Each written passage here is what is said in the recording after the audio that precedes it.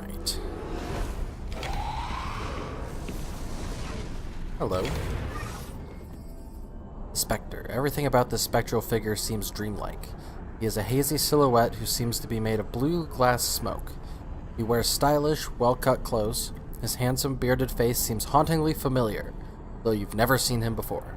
He breathes a sigh of relief when he sees you. We weren't sure that would work. We pulled our strength and channeled it through me to reach you, to wake you up. He glances at the other figure here and frowns unhappily. It took more out of them than we thought. The other reflections, they're more like shadows now. Look, I'll bet you... he's that guy. Look, I bet you got a lot of questions. But this whole place is basically your mind. Your body's still out there in the real world, healing from that fall. You need to get out of there and finish the process. Oh, get out there. Finish the process. It shouldn't be too hard, he shrugs. Before I met you, it felt like something was hunting me. You said that I had to finish the process. Who are those other people? Let's just start at the beginning. He closes his eyes. That's a memory I don't want to recall. Large, black, furious, it's our death. It's the sorrow. He closes his eyes. I hope it's lost interest in you. If it finds us, we're done for. And just continue on down the line. After you wake up from this dream state and attune to the tides, you'll need to find something called a resonance chamber. Your body should have landed somewhere near it. Just climb inside that and everything will be fine. It's like, dude, I know you just fell from ridiculous heights, but just climb inside that little chamber and you'll be good, man. No problem. What do you mean attuned to the tides? Tides are like a force, like gravity or magnetism or something, except they respond to people's actions and perceptions. Your body, that is, your body in the real world, needs the tides to survive. It's not something you need to worry about. Your body will attune to it as it wakes up. That's nice, don't have to worry about it.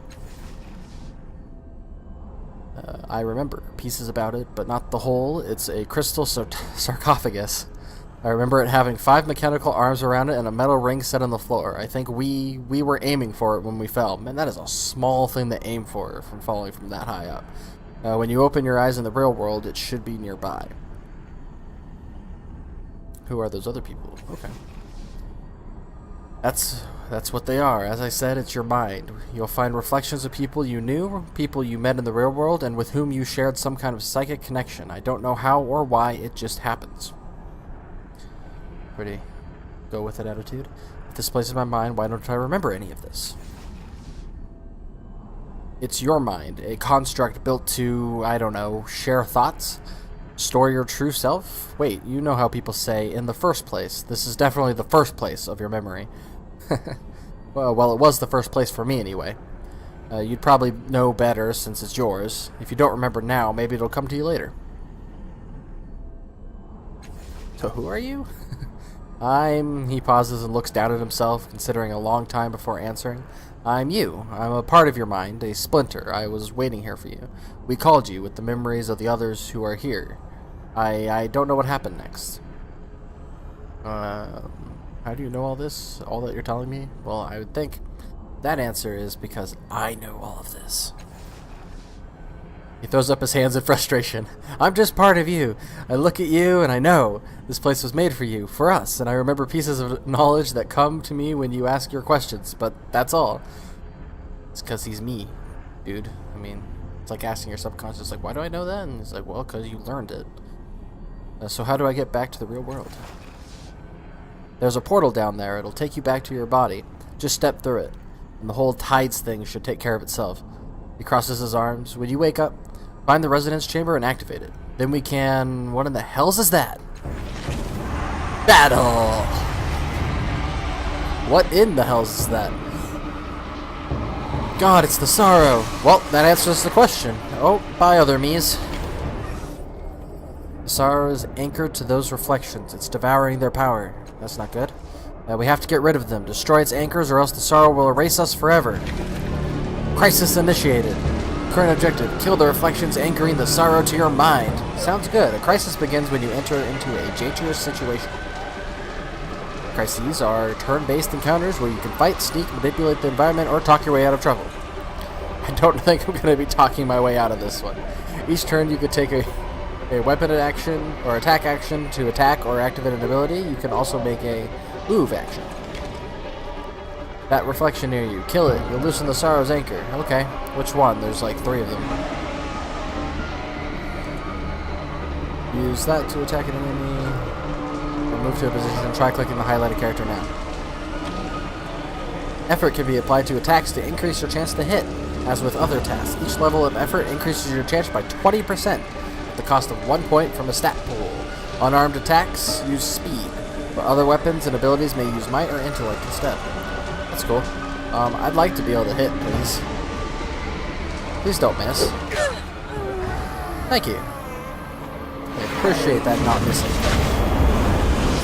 What? That's... I mean... just like let things loose in my mind. Every like science fiction movie and fantasy movie ever. That's not a good thing. You can sacrifice your action for the turn to double move instead of attacking. The movement preview lines turns purple when over a position that requires a double move.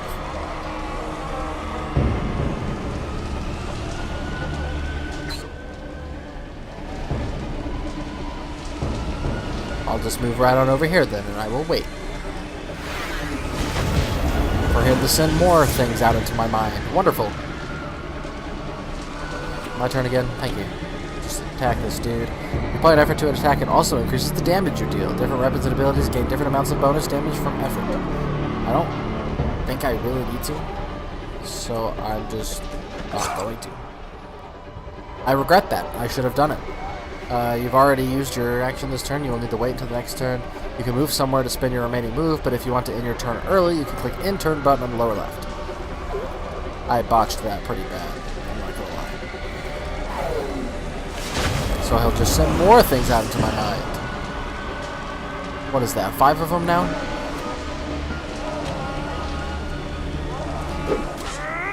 Oh, come on. The other one died so easily.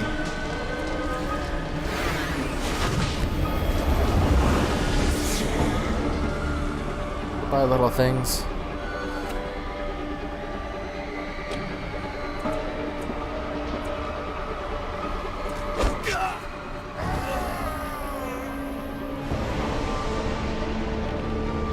Alright. Hurry up, everything. Ah, sorrow infection. What? Yeah, that's a good question. It's infecting it somehow. Okay. Fettles are temporary conditions or status effects that can improve or reduce character stats. The Sorrow has just placed a fettle on the remaining reflection. You can't remove this fettle, but you may find a way to overcome it. What if my overcoming it was basically just to attack with all my might? Oh! Okay. The armor stat reduces physical damage. The fettle of the Sorrow placed on this character has boosted its armor by 10, meaning it will absorb 10 points of damage from each attack, making it very hard to hit when the max damage I've done is 3. This reflection's armor is now too high for you to overcome with your unarmed attack. Skisk. Skist. I mean, I know what he's doing, but it's still funny. Grab that piece of mirror glass. It might have enough residual energy to kill the reflection. Didn't even know I could pick up that stuff. Use to pick up loot. And click take all or double click the individual item you want. Well, I want that one. Hi thing. Goodbye thing. Activate item. Left click on the item's icon in the bar above your portrait and then click on the character you want to target.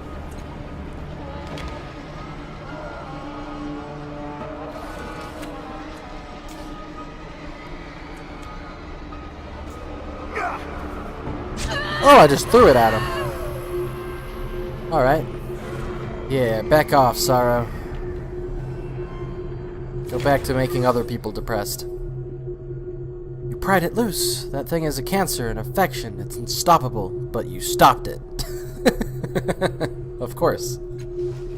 He holds his head in his hands. I can't believe it found us. In here. He looks at you, terror in his eyes. That thing, the Sorrow, it's been hunting you. It's what killed you in the first place. It'll keep hunting you until you activate the resonance chamber. I I didn't remember until I saw it, but that's why the chamber is so important. You have to get back and activate the chamber before it's too late. The portal to your body is that shimmering dome there. Go, now! On it. No problems, man. I'm on my way out. Let's go get this resonance chamber.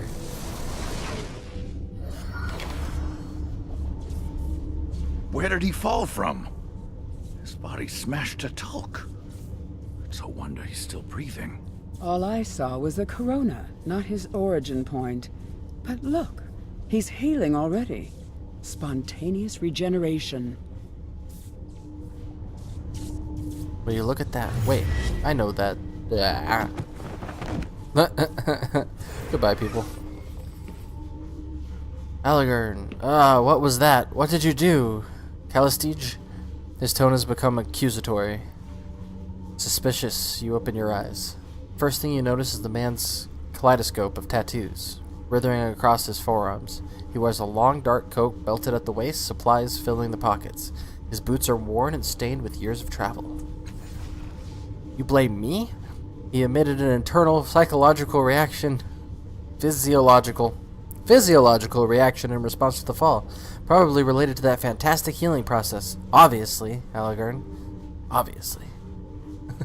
Her voice rolls and hisses, and you have to rub your eyes to be sure that you're not seeing double. Faint echoes of her actions trail from her, each nearly mimicking her, though some act and react to stimuli that you can't perceive. Her vivid hair and outrageous clothing remain constant through these shadows. That's why she's all like freaking out right there. Oh yes, it's obvious, Calistige. His voice is grim and clipped. I'm not doing these voices properly, because I can't do voices, so I'm just going to continue to read them as is. Then he sees you looking at him. You're no ordinary mortal, we know that much. Start talking. His face is hard and set. Where am I? How did I get here? Classic. Good questions to go with. You built the dome. Don't you recognize it? He growls. You know he's not the changing god, Aligern. Actually, about that. It's his face. I've never seen any other people rebuild themselves like that. Only the changing god could have healed so quickly. He sighs and rubs his face, trying to regain his composure. Maybe you could help me for a change. You know what this means to me? Calistige, you're familiar with the word changing, Aligern. It implies inconsistency. Thus, the changing god may well have changed. Valid points, but still. Several versions of her shrug, and she addresses you. You'll have to forgive him. He believes you're someone he once knew, even though it's painfully obvious to anyone that you are newly born. Newly born man. Straight up. Her most solid self curtsies while others bow or spin. Awesome. I and my sisters am Calistige. This is Aligern. We are explorers, knowledge seekers. That's how we came to be in this room. If I'm not mistaken, you are what we call a cast-off. The changing god created you, body and mind. You, sire, used your body for a time. Oh, your sire. Okay, gotcha. Then abandoned it for reasons of his own. When his mind departed for a new experience, you were born in his cast-off shell. Alright. So let's ask who the change... I mean, I already did that. Well, I mean, kind of. Let's go with that. A sanctum of your sires. The common belief is he has several such places throughout the ninth world. Possibly other worlds as well. We were only just able to gain entry to this one because of your grand entrance, which was falling straight through the roof. Let's ask who the changing god is. Ha! That's something coming from you, because he believes I am the changing god. I believe I am the changing god, and she thinks I'm a cast-off, which just doesn't make me feel as cool, so I'm gonna go with I am a god. She gives him a sidelong glance. The changing god is your sire, dear. He discovered a path to immortality long ago, a means to transfer himself to a new body of his own creation. I don't think he knew, however, that when he abandoned one body, another mind was birthed to fill the void. That's interesting, actually. Oh, he knew all right. He eyes you up and down coldly. The only thing the changing god cares about is himself. He doesn't give a single thought for those he leaves behind. Are there other cast-offs? Dozens, hundreds, who can say? Your sire has been doing this for several centuries. So I have a lot of brothers and sisters. Kind of. Not the exact connection, not blood connection, but an interesting connection to say the least. I'm sure we'd all have pretty great stories. Though if all of them were born the way you claim to have been, it's a wonder any of them survive. Yeah, they might all be dead. That is fair. That is a fair point. So you say I was born when the changing god left, but why am I not dead? I used the cipher to slow your fall further, but the damage still would have killed an ordinary person. But think about it. If you're the kind of person who can make your body into anything you want, what do? If you've constructed bodies for centuries, you want to make each one better than the last. You want to live forever. You're not going to let your life end by accident. No, you'll make strong bodies, fast, powerful. Maybe throw in regeneration while you're at it. Seems he did. The changing god has always been vain. He rarely stays long in a shell that doesn't suit his self-image. She looks you up and down, her smile suddenly unnerving. Perhaps the changing god fled because he didn't want to wear those scars of yours. I have scars. I am an interesting looking person. What was that blast of energy when I woke? As I was telling my colleague, in quotation marks, it was obviously a physiological reaction of some kind. I've never witnessed the birth of a cast-off, but yes, it could very well have been caused by your nascent consciousness. Don't worry, I don't believe it caused any real harm, not to me at least. Really? You've been more abrasive than ever since we came in here? He shoots her a sidelong look. She just can't empathize with other people unless she's experimenting on them. Nice. Do you know about the tides? I've heard that term before, a subject your sire studied in great depth. I'm afraid it isn't my field of inquiry. So if the changing god abandoned my body, where is he now? If he abandoned your body, Alagern, then his consciousness fled to another. He eyes you keenly. Yeah, that's right, I'm a god. Oh, do stop! The look she gives Alagern is equally piercing, amplified by the withering glares of her sisters. If there's one thing we know about the changing god, dear, it's that he always has a contingency. This child was born here. The object of your obsession will have been reborn somewhere else. How can you be sure this body's a cast-off? You mean... One thing, you mean aside from a miraculous reformation? For one thing, there's your tattoo. All cast-offs have one, though its purpose is beyond me. And then, of course, there's your delicious naivete. Naivete. Okay, fair enough. He could be faking it. You don't live hundreds of years without learning the lie convincingly. You know, I do have a skill point in deception, but I also don't know if I'm lying right now. Like, I could be that god, or I could straight up be a cast-off, but I don't know, so... My deception is doubly fooled on myself if I am a god. Oh, she sighs in exasperation, then says to you, what do you think?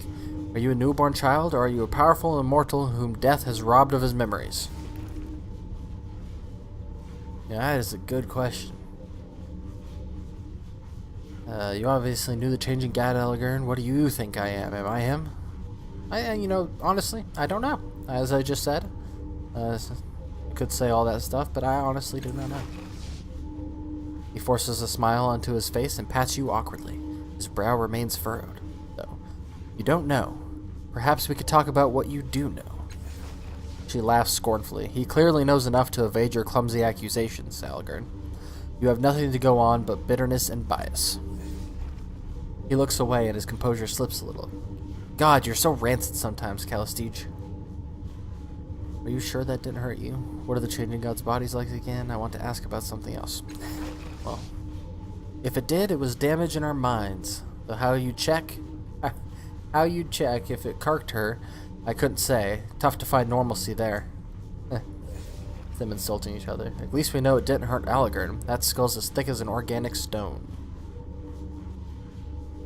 Alright.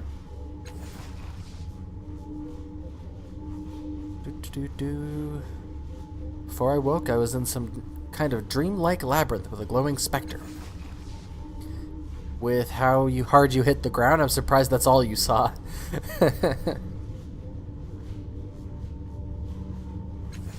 Yeah, I'll ask her why she seems to hate the changing god. The ghost of a smile touches his mouth, as if he's privy to a joke, but he doesn't reach his hard eyes. He's lived longer than anyone in the ninth world. Hasn't been much of a philanthropist in all that time. He's helped some people, sure, but it's always been in his own self-interest. He's gotten away with a load of skisk over the years. Skist. I think that's their curse word, which I can't say. Skist. Over the years. Okay.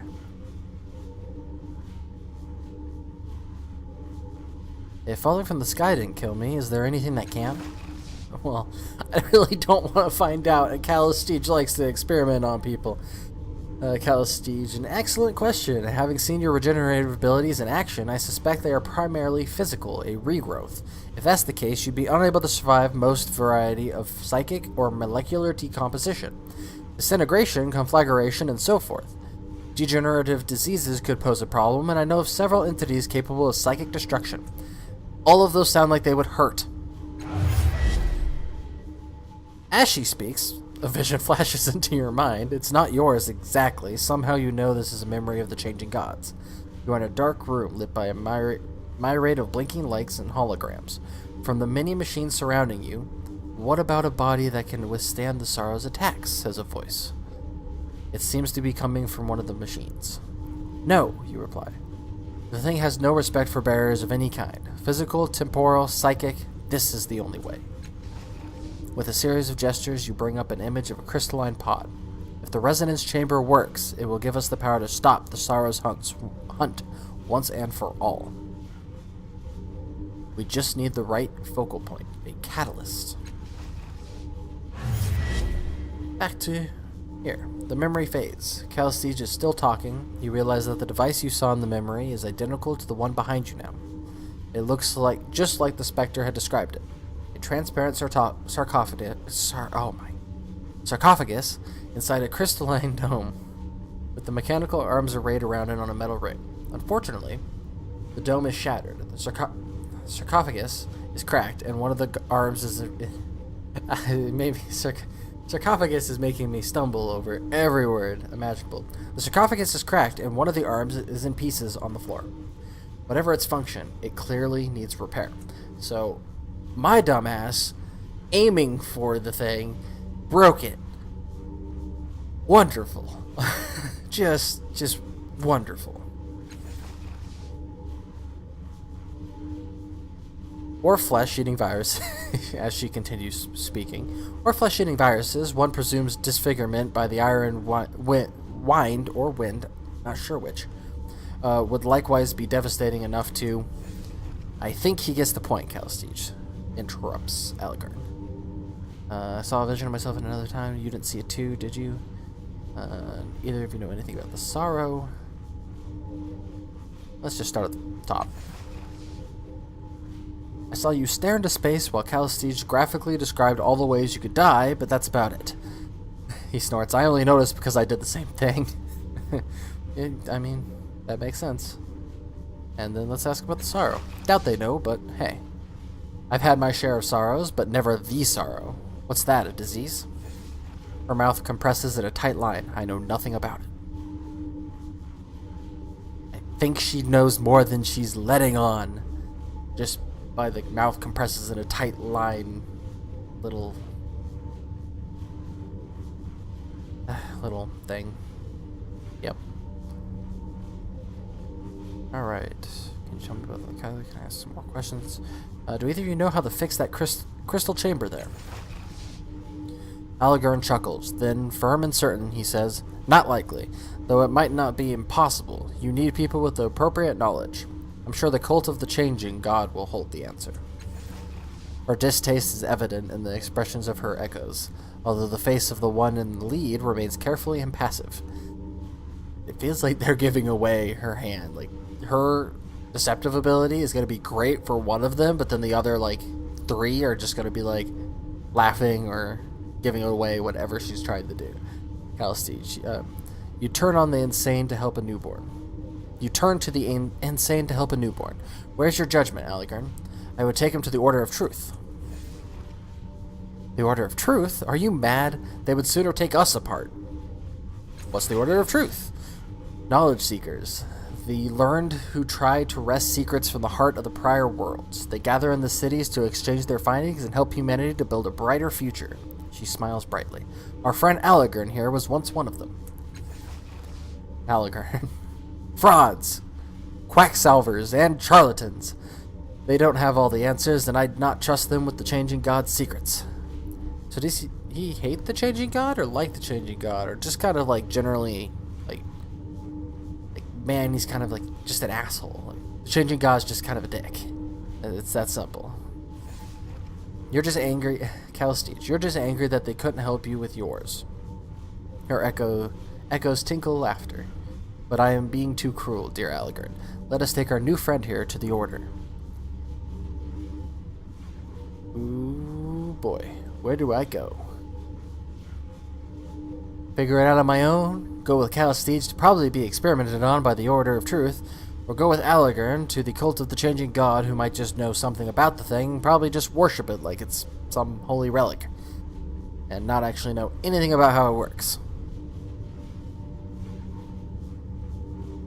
Gonna go to the holy relic people, Allegern, because I really don't want to be taken apart and experimented on.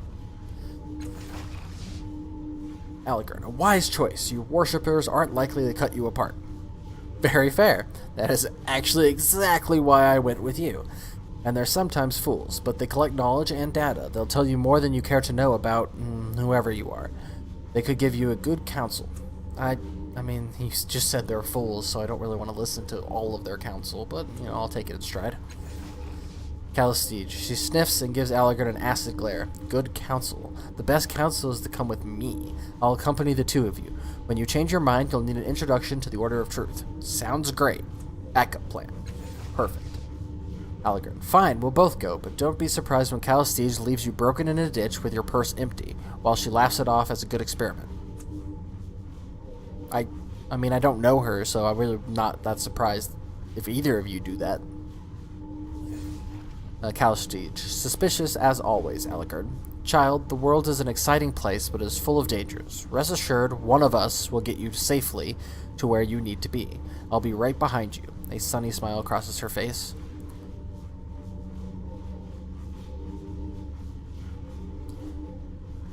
And I'm just gonna go. Let's go. You've gained your first companions.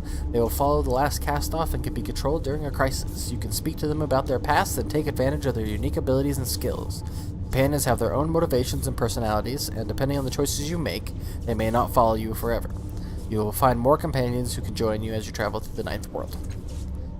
Take this opportunity to explore your surroundings. You may find items, equipment, and more to assist you. When you are ready, you can leave the broken dome using the stairs to the northeast. Well, it just told me to look around, so you kind of have to. That little thing right there is a mechanical arm, lies on the floor, presumably broken during your fall. Sparks pour from the arm's shattering housing, filling the air with greasy stench.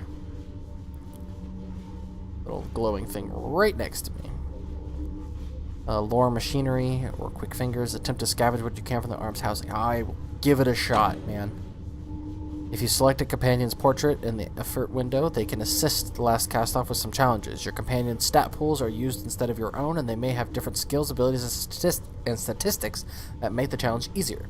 Companions cannot assist in a crisis and can only use their stats during their turn. Oh, I think I'm best in this. Let's go. Success. Taking care to avoid the sparks, you extract several handfuls of shiny trinkets and coin-like objects. You recognize their value at once. Such objects would be accepted as shins, the informal currency in most regions of the world, so you gather them up and take them with you. Gained items, spray flesh, and 16 shins. I'll examine the housing, why not? Sharply pointed apparatus that formerly topped the device appears burnt out and useless, but the equipment in the base remains at least somewhat operational, as the constant stream of sizzling motes can attest. I'm now going to back off that device. Let's see. I can now interact with that thing. You know, I realize again I forgot to change it to display recording, so you guys can't even see the mouse. So I will be changing that here after we leave this place and I end this recording. Sunlight falls through the ragged hole in the roof on the shattered resonance chamber. It is hard to believe that you did this, that you plummeted through the curve of the pale blue sky, crashed through the dome, and broke this delicate machine with your own body. It's hard to believe that you are still alive. It is hard to believe that. Four mechanical arms hang over the center of the device, above the cracked semi-transparent crystal of the sarcophagus, which I just nailed the pronunciation of that word without messing it up. The fifth arm lies broken on the floor among the scattered synth and crystal shards, and a metal ring surrounds the array, dented and broken by your impact crater. And then I had to think about very slowly to get through the rest of it and not make any mistakes after just being all like gung-ho of nailing a word. Take a closer look at the sarcophagus. I mean, yeah. The padded interior beneath the coffin's cracked lid looks like it was made for a human body. Despite the damage, you don't see any way to open it and get inside. You glance between the sarcophagus and the needle-like protrusions at the end of the arms above. It seems likely that using this chamber would not be a pleasant experience. But I'm the catalyst. Probably. And I bet I'd die going in there. Examine the suspended arms. Cables run from the machines along the dome's walls to the base of the suspended arms, each of which is capped with long needles aimed at the cracked coffin-like chamber at the center of the platform. Gem-like lights flicker dimly at the base of the arms. Now let's inspect the metal ring. You feel the slightest hint of resistance every time you cross the ring, and now that you're paying attention, you note that your breath is echoing in your ears, as though you were inside a glass dome. When you step outside the ring, the feeling passes. That's interesting. And let's examine the shards in the ground. Jagged fragments of crystal are intermingled with synth from the shattered dome above, the crystal shards glittering in the light like captive suns. And because I took a skill in perception, a faint scratching sound draws your attention to two crystalline chunks near your feet. As you watch, they tumble gently into each other and meld, their disparate angles flowing together like water. After a moment, they part again, trailing shiny threads of living crystal. It seems that the resonance chamber can heal from certain wounds, but not from the amount of damage you've done to it. Good job, B. I'm gonna step away. Let's see, is there anything else around here? Naturally. I'm gonna go over here to this little display thing right here. I'm gonna click on that.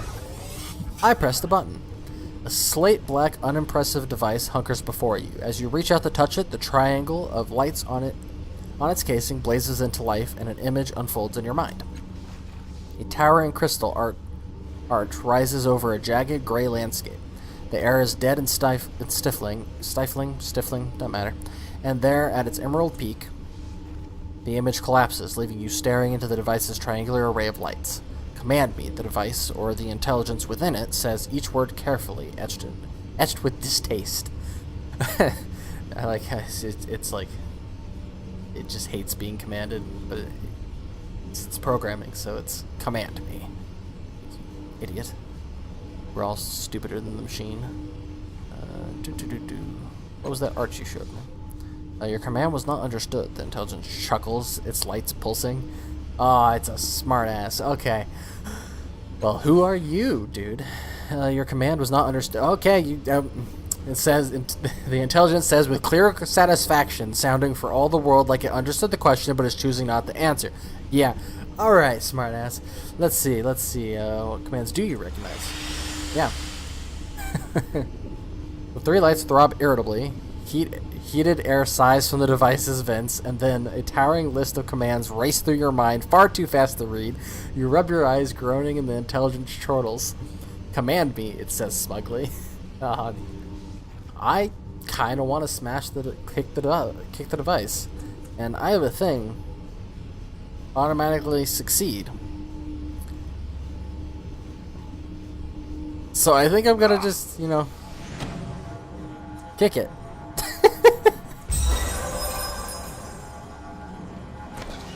Success! The intelligence lights flutter in alarm just before your foot smashes into the base of the device. Something within goes crunch. Cell gating damage, it gasps, the trio of lights focusing on you with blinding intensity. All prisoners lost, shuddering lungum vo. A hatch springs open near the dent left by your foot, and the lights flicker off as you claim a hissing component from the device smoking interior. I gained a view shard item. You planning on breaking every machine in here? Possibly. Last cast off loses the hedge magic fettle. What? Lose? Oh, because I used it. I used it really early in the day, technically. But I felt I could succeed easily on the one. The smashing isn't exactly my forte. Last cast off, you loses the hedge of magic fettle. Okay. Crackle. Allow me. Allow you the what? Let me talk. We should not tarry in this chamber long. No doubt others saw your dramatic entrance as well. I don't like the smell of this dome. Let's go. Sooner, not later. Crackle. Alright. So, I'm looking around. I think that's really it. Broken fragments of the dome ceiling are scattered on the floor. They appear to be made of transparent synth. All right.